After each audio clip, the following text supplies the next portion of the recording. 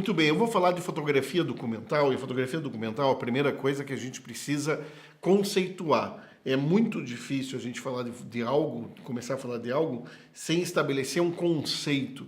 E existe uma certa obscuridade, uma zona cinzenta do conceito, por exemplo, de fotojornalismo e de fotografia documental. O fotojornalismo ele é mais fático, ele está ligado aos fatos mais cotidianos, às questões mais quentes, mais rápidas. E o fotodocumentarismo, por uma tradição, ele é mais reflexivo. Normalmente ele se estende pelo tempo de produção. Ele pode demorar até anos para ser produzido. Mas uma das perguntas que eu sempre faço para os alunos em sala de aula é o que é documentarismo? Não é só o que é fotodocumentarismo, mas o que é o documentário. Por quê? Porque uma das questões que existem em relação ao documentário é que ele não é um ato simplesmente fotográfico. Ele é um ato cinematográfico, ou seja, fílmico, ele é um ato fotográfico, ele é um ato da literatura. Existem livros documentais ou chamados livros reportagem. Então você tem o documentário sendo feito em filme, sendo feito na fotografia, sendo feito na literatura. Nós temos um grande gênero que é o gênero documental. Como existe o gênero da comédia, como existe o gênero do drama, como existe o gênero do romance, o gênero do horror, né? É um gênero, uma forma de se contar uma história, uma narrativa. E nós vamos conversar um pouco. Quando falo o que é documentário para o aluno, eu ouço um pouco de tudo. E faço essa pergunta para vocês. Se alguém quiser escrever, eu vou estar lendo aqui. O que é documentário para você? O que é fotodocumentário? O que você me diz que é documentário? Alguém quer responder? Alguém quer? O que é documentário para você? Em uma, duas palavras, simplesmente, para que a gente possa criar aqui uma interação, né? E não importa se está certo, se está errado, mas a aula está baseada um pouco nesta primeira pergunta. Existe até um livro do Fernão Ramos, professor da Unicamp, que o livro se chama Afinal, o que é documentário? Ele já tem um livro importante sobre documentário em língua portuguesa. Ele está baseado num pesquisador inglês chamado Bill Nichols, e o Fernão foi meu professor, ele deu aula no Unicamp, mas ele foi meu professor de mestrado também em matéria de documentário. Ele fala muito sobre documentário cinematográfico, e a gente vai falar um pouco também do documentário cinematográfico. Penso que seja uma forma de registrar uma história, a Luciana falando. Muito bem, você falou coisas muito importantes, Luciana, eu acho que está correto. Mas olha o que as pessoas costumeiramente falam. Vamos ver aqui no nosso slideshow, né? Então, o que é documentário? As pessoas normalmente falam da realidade, as pessoas geralmente falam da narrativa, as pessoas falam de contar uma história, como você disse, as pessoas falam do fato, que também está ligado ao jornalismo, as pessoas falam da história, como você disse, e essa história, ela pode ser a história no sentido de ciência histórica ou simplesmente de passar oralmente uma história para alguém. O engajamento social, né? Um registro original, a Mariana está falando. É interessante essa palavra original. Claro que muita gente vai falar de política, né? E eu diria que documentário e a única certeza que tenho é que é um documento, que eu documento o meu encontro com a realidade. Ela está lá, difusa, disfarçada e mutante a cada mirada. Resta a mim cristalizar este meu encontro. Portanto, o que eu documento é sempre e será sempre apenas meu diálogo com a realidade. Muito bem, voltando. Crianças amadas, veja só, o que a gente viu ali no slideshow é que eu, como professor de documentário, como documentarista, diria que o que nós documentamos de fato não é simplesmente algo externo a nós. O que nós documentamos de fato é o nosso encontro com uma determinada realidade. Quando a Mariana falou ali da originalidade, a originalidade não vem do mundo. A originalidade vem do viés deste meu encontro, da forma como vou narrar este meu encontro. Então, quando eu vou fazer um documentário sobre a fé, eu poderia fazer como diversos outros fotógrafos. O que seria diferente no meu documentário? Porque eu acabo registrando, documentando o meu encontro como ser humano com um determinado tema, com um determinado assunto, certo? Então, acho que um dos conceitos que seria interessante a gente absorver sobre documentário é como o documentário é o registro de uma narrativa pessoalíssima sobre um determinado tema. Uma narrativa pessoalíssima, ou pessoalíssima porque está envolvendo o fotógrafo. Voltando para a nossa apresentação, então, eu digo, as abordagens éticas do fotodocumentarismo são questões importantes. O que eu diria da abordagem ética do fotodocumentarismo? O que seria a questão de abordagem ética do fotodocumentarismo? Deve estar cortando, talvez esteja cortando um pouquinho ali, né? A nossa apresentação. Não, mas isso não tem problema. Isso eu estou aqui comentando com vocês, não vai ter grande problema. As abordagens éticas do fotodocumentarismo é como nós nos referenciamos aos fatos que estão na nossa frente. Como nós abordamos, né? Qual que é o nosso approach com a realidade, certo? Então, quando eu falo da abordagem ética, eu vou falar de 4 abordagens éticas que eu encontro na história da fotografia, na história do cinema, de como a mentalidade do que é documentário é mutante, dependendo das gerações. E como que algumas realidades, né? Tá bem, esse daqui cortou terrivelmente. Engraçado que nunca corta, né? Engraçado que só hoje corta, né? É impressionante. A primeira ética é a ética da missão educativa. Depois nós temos a ética do recuo. E a ética participativa e reflexiva é a ética performática. Tá? O que seria a ética da missão educativa? Transferindo para mim. O que seria a ética da missão educativa? A ética da missão educativa começou no cinema documentário porque precisava-se, para se fazer cinema, muito dinheiro. Muito, muito dinheiro. Então, você precisava ter um apoio de financiamento estatal. Era impossível, no início, fazer documentário sem um apoio de financiamento estatal. Não estou falando nem da fotografia, eu estou falando do cinema. Então, para você fazer um filme documentário, que não é um filme de ficção, você deveria buscar um apoio de um governo. O primeiro governo a querer produzir documentários é o governo da Inglaterra. E ele faz isso com alguns documentários famosos, como esse que eu vou mostrar para vocês agora, que se chama O Homem de Arã, feito pelo Robert Flaherty em 1934. Vamos colocar som também no canal 1 e eu vou mostrar esse documentário para vocês.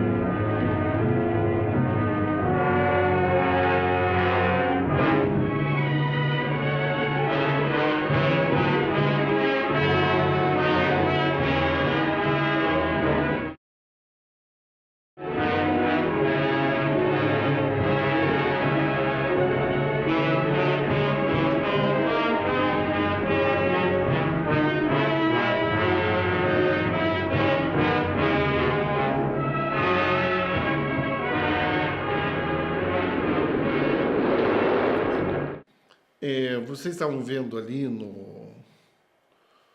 nessa parte mostrando essa cena do Robert Flaherty, do Homem de Arã. Ele quis mostrar as adversidades de que as pessoas, pescadores dessa ilha de Arã, sofriam. O governo inglês financiava isso porque, para mostrar para as pessoas como o luxo que o capitalismo tinha dado, que a Revolução Industrial tinha dado, era muito fácil você ver pescadores de uma pequena ilha se matando, enfrentando o mar bravio por alimentos, enquanto você, se morava em Londres, você ia ali na peixaria, comprava o peixe, você tinha todo um conforto do que a indústria te propiciava de conforto. Então, o governo inglês dava esse alento para as pessoas que moravam em grandes centros urbanos como Londres, mostrando como a modernidade e o capitalismo trouxe conforto. Então, era muito interessante que você veja nessas imagens que eu mostrei deste vídeo. Eu quero até ver se eu consigo voltar para esse vídeo.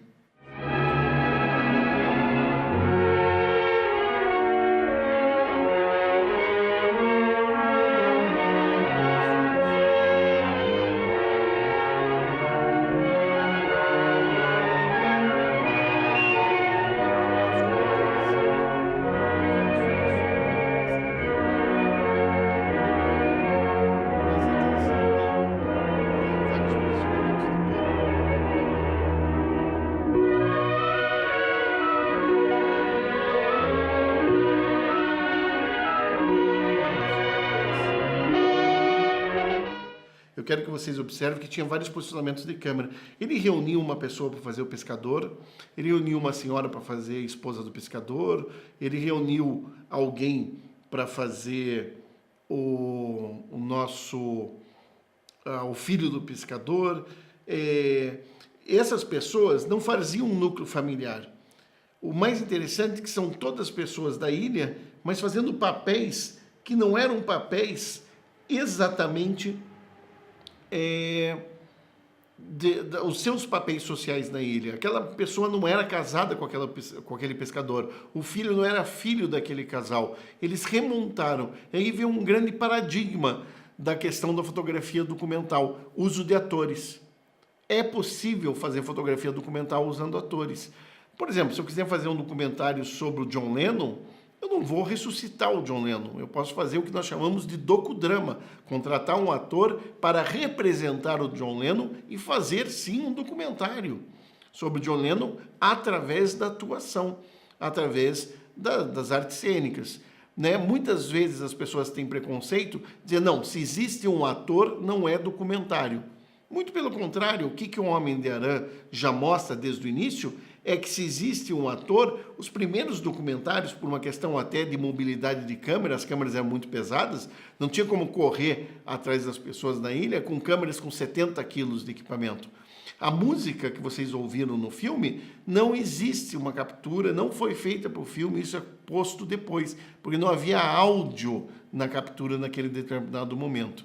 Então, era tudo muito seco e precisava de câmeras pesadas para se filmar, e você tinha então que ter ensaiado todos os movimentos. A senhora cuidando do bebê, a senhora saindo de casa, o filho preocupado em cima das pedras, olhando o mar bravio, todo esse posicionamento é feito um roteiro. Então, o cinema documental usa um roteiro igual ao cinema ficcional. Isso é muito interessante de a gente perceber no cinema documentário. Um dos grandes representantes dessa vocação educativa do documentário com financiamento estatal, já dentro da fotografia, era a Farm Security Administration. Depois eu vou deixar essa apresentação para vocês baixarem ela também lá no nosso EAD, na nossa plataforma de EAD. Né?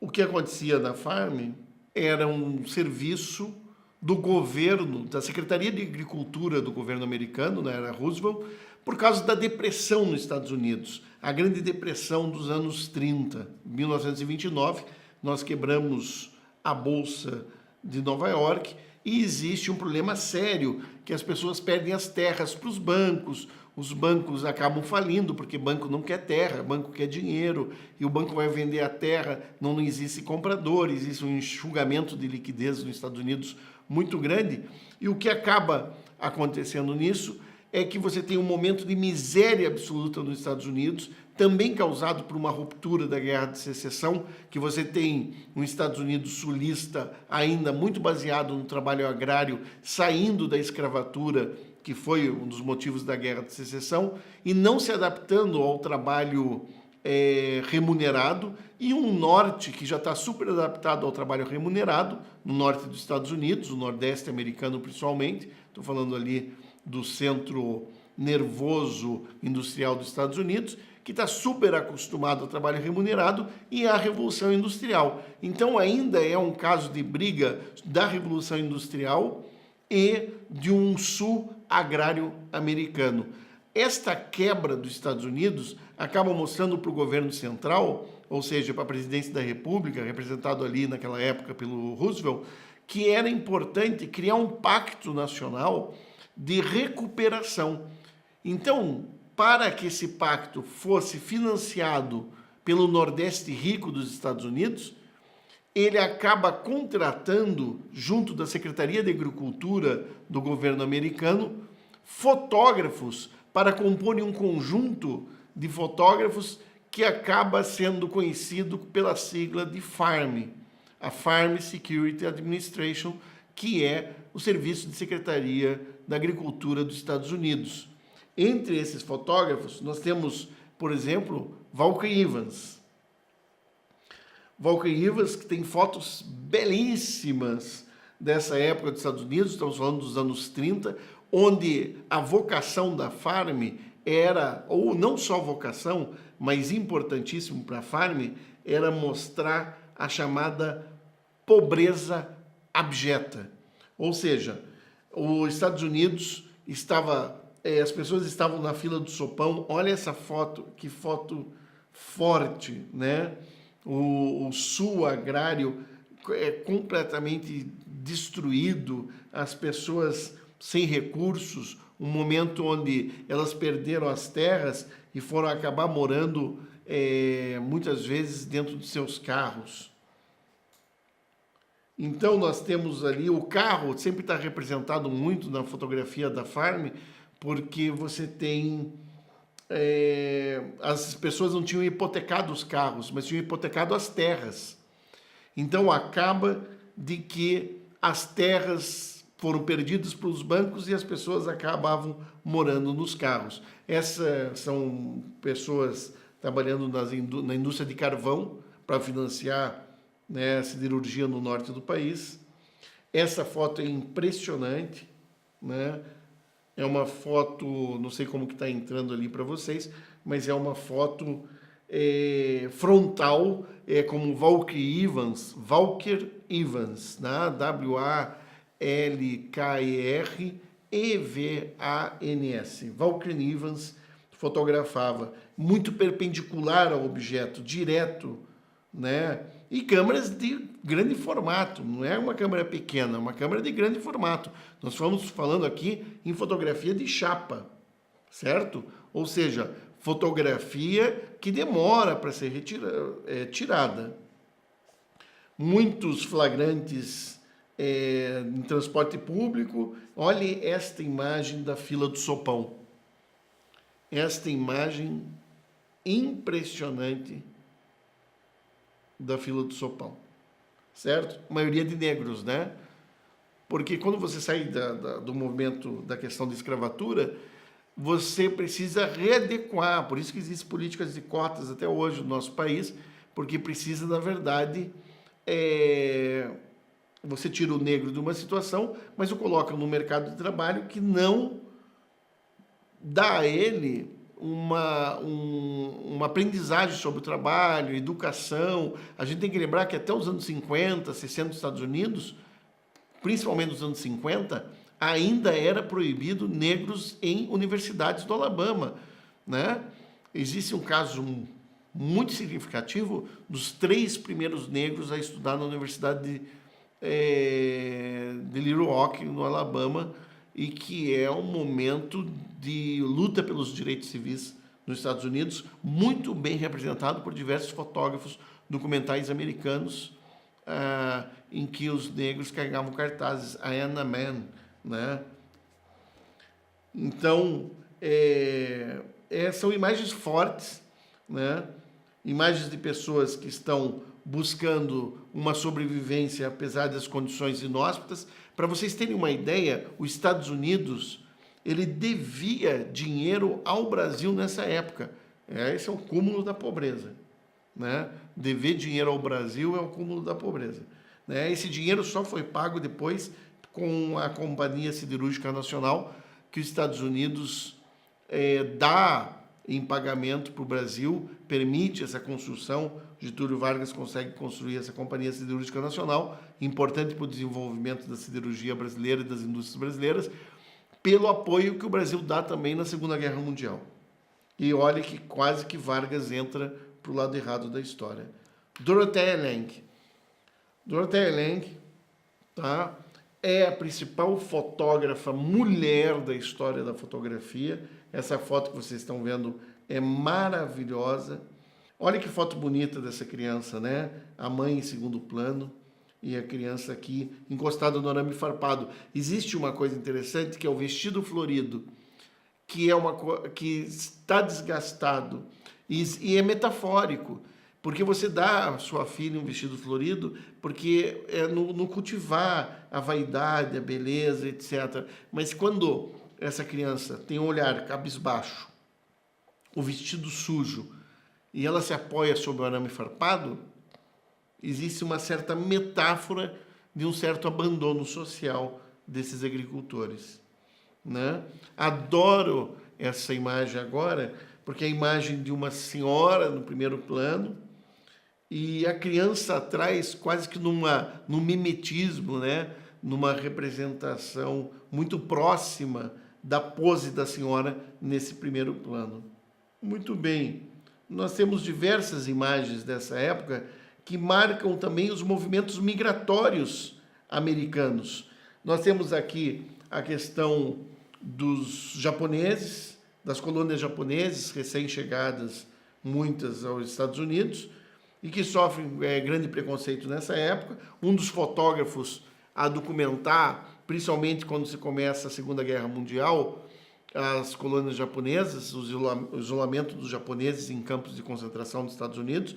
Claro que campos de concentração não ao estilo nazista, foi o Ansel Adams. É muito interessante observar que o Ansel Adams, que foi acusado pelo Bresson, um fotógrafo francês, de fotografar pedras enquanto o mundo girava. Ansel Adams fotografa pedras, né? Disse o Bresson. É interessante observar que Adams fez documentários sobre as colônias japonesas. O que aconteceu? Os japoneses eram separados quando inicia a Segunda Guerra, os Estados Unidos entra pelo bombardeio de Pearl Harbor. Lembrar que eles separam os japoneses em território americano porque a entrada na Segunda Guerra não se dá por uma questão da invasão da Polônia, da invasão da Tchecoslováquia, não se dá pelo não cumprimento de acordos de Hitler com a Inglaterra, acaba se dando porque os japoneses acabam bombardeando o Havaí, a base de Pearl Harbor. Então, os Estados Unidos entram na guerra contra o famoso eixo, que nós temos Japão, Itália e Alemanha, declara a guerra, e os japoneses todos são considerados perigosos em território americano. Mas como fazer com esses imigrantes japoneses que vieram trabalhar? Então, eles separam da população. Imagine você ser separado, você já é imigrante, você já está numa situação complexa e de repente você vai agora para campos com outros imigrantes para fazer trabalhos assistidos. Eles não poderiam escolher onde moravam, eles moravam em campos separados. Continuando ali no nosso slideshow, é muito interessante observar, olha essa imagem, está vendo a tendinha lá no fundo? As pessoas saíram de casa para morar em barracas.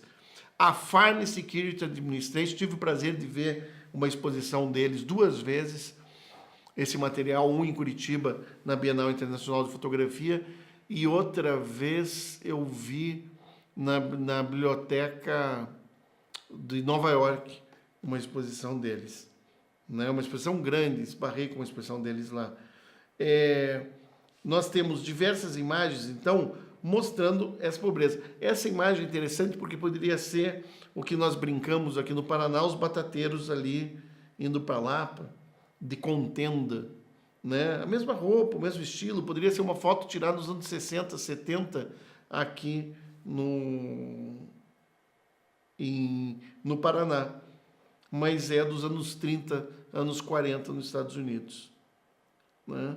Os Estados Unidos já foi um país muito pobre, né? Mas soube sair da pobreza dos anos 30 para uma prosperidade enorme dos anos 50. Crianças, esta imagem é importante, que é a mãe imigrante da Dorothea Lange. Essa imagem da mãe imigrante é uma das 100 maiores imagens do século XX. E eu gostaria de terminar a aula de hoje falando um pouco de como as crianças elas estão escondidas atrás da mãe.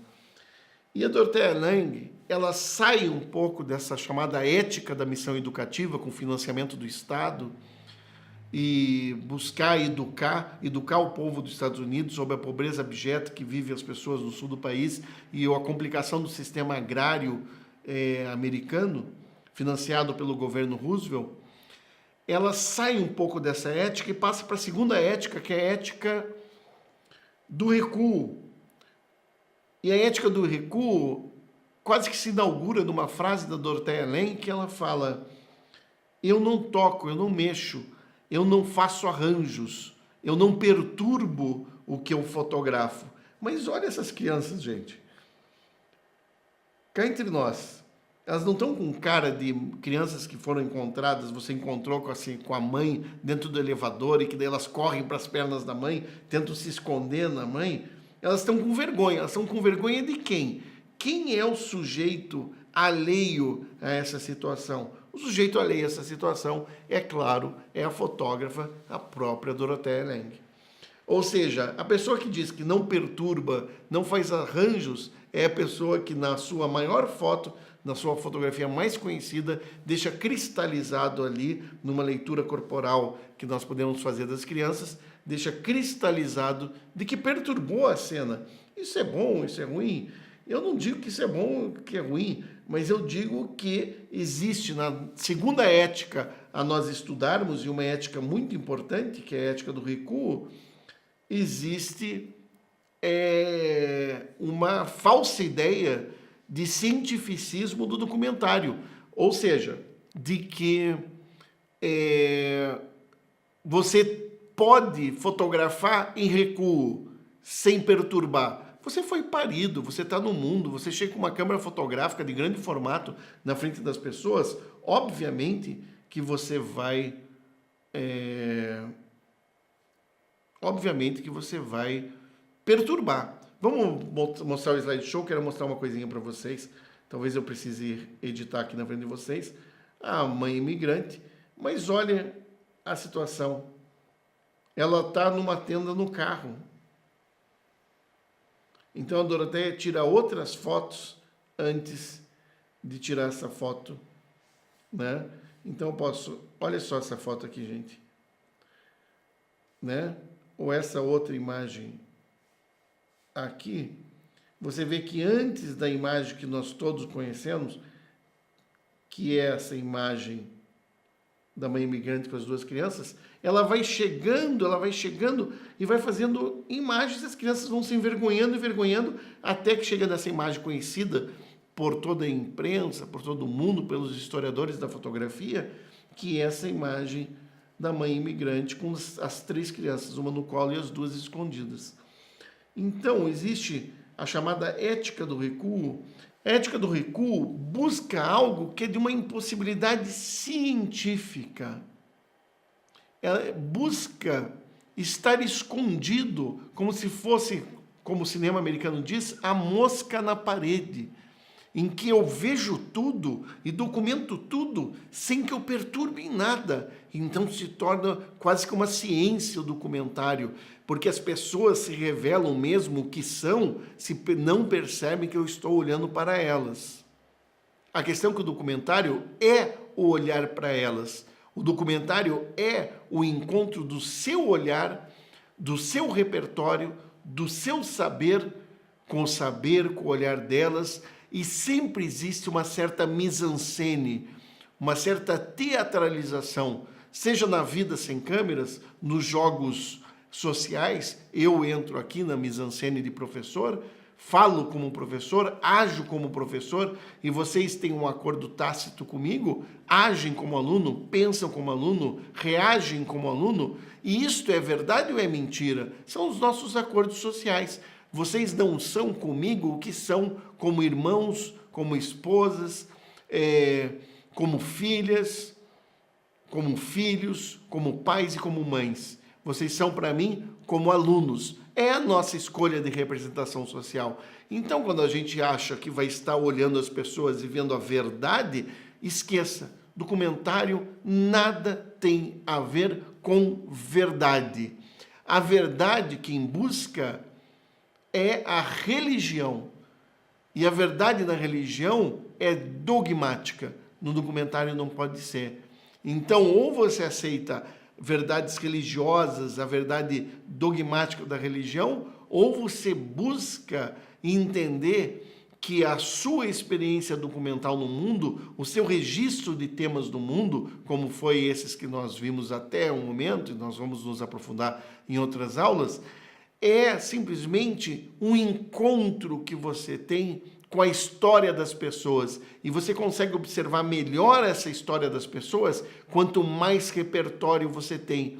Em poucas palavras, é o quanto você é aculturado para entender o repertório dos outros e a mise-en-scène dos outros. Mesmo a pose. Quando eu olho que alguém posa para mim, eu consigo perceber que existe por detrás da pose uma veste social. Existe na pose a maneira com que essa pessoa quer ser representada para o futuro. Eu posso quebrar essa pose ou mostrar essa pose dentro do meu documentário. O que eu quero nessa primeira aula é que a gente reflita. Existia nos anos 30 documentários de missão educativa, até os anos 30, missão educativa, financiamento estatal, começa com a Farm Security Administration, uma ideia do recuo, uma ideia que está cristalizada na cabeça das pessoas, e começa a se cristalizar outras ideias em relação ao documentário. Mas para finalizar, eu quero que vocês percebam que a ética do recuo cristalizou coisas muito significativas na cabeça das pessoas. Que documentário é muitas vezes engajamento social, porque começou mostrando a pobreza, a Farm Security mostrava a pobreza abjeta dos Estados Unidos. Muitas pessoas acham que documentário só pode ser feito sobre pobreza. Mentira, besteira. Que documentário gosta do preto e branco pela dramaticidade. Pode gostar do preto e branco, mas ele pode ser feito em cor. Ele não precisa ser feito sobre a pobreza. Que o documentário deve ser feito do flagrante, que o flagrante carrega mais verdade do que a pose. Isso também deve ser quebrado. Então existe um grande senso comum que fala do documentário que está baseado nos grandes fotógrafos documentaristas dos anos 30 e 40 que criam o mito do flagrante, como o Bresson faz, que criam o mito do recuo, como a Dorothea Lange quer fazer a gente acreditar, que o fotógrafo é uma mosca na parede, a ver tudo e a nada perturbar. Crianças amadas, coisas loucas e desenfreadas. Talvez você tenha caído, talvez não, mas vai estar tudo gravado. Eu vou postar para vocês na próxima, essa semana ainda, possivelmente ali por quarta, quinta-feira, já vai estar no EAD e a gente já vai combinar nosso segundo encontro. Espero que tenham apreciado, espero que tenha sido bom para vocês. Um grande abraço e até a próxima.